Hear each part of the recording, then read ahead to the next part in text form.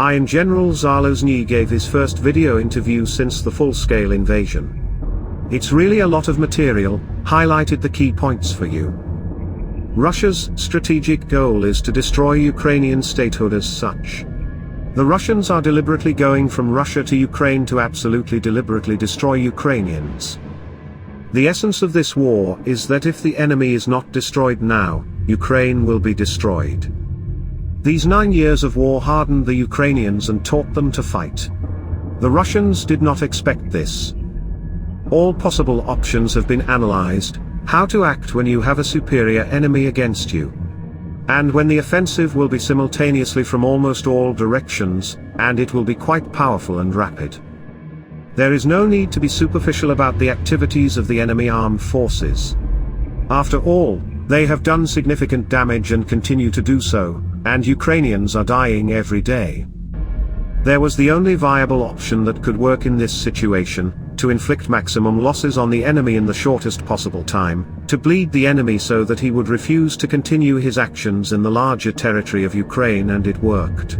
We were forced, even at the expense of leaving part of the territory, to draw out the enemy, pull back his rear, his reserves, and simply burn him in those towns where the equipment had stopped to wait for refueling. The kind of casualties that Russia suffers on the battlefield would stop any country from going any further.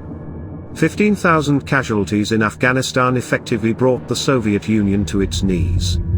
Now the Russian losses are much, much higher, and that doesn't stop them. The fact that we are still holding on is a credit to the Ukrainian people, Ukrainian soldiers, sergeants, officers, who are dying and being maimed every day, but they hold their fighting positions. And today they are making this victory. And this is the only phenomenon that allows us to fight so far: it is the Ukrainian people. The sinking of the cruiser Moscow is of course of strategic importance to us. But we will definitely get to the other ships as well. These massive columns that were moving towards the Kiev region, they had no fear of resistance. They could not even imagine that the Second World Army could be defeated. We will, without a doubt, take back Crimea, Donetsk and Luhansk regions. We know what it takes to do this, and we are doing it. What Russia is doing in Ukraine is genocide. I could not imagine that the Russians would turn our cities into a stone desert.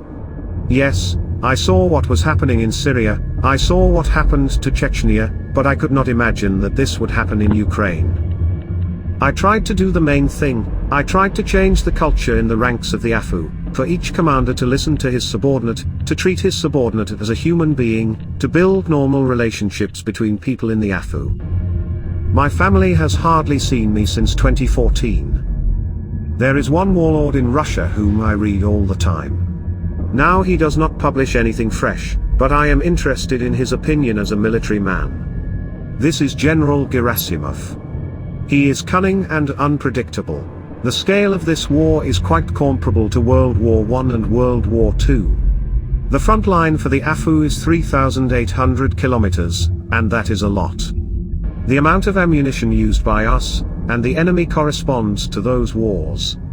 I was sure that a war on such a scale is impossible in the 21st century. And our Western colleagues did not believe such a thing was possible. Our victory is certainly the liberation of the entire occupied territory of Ukraine.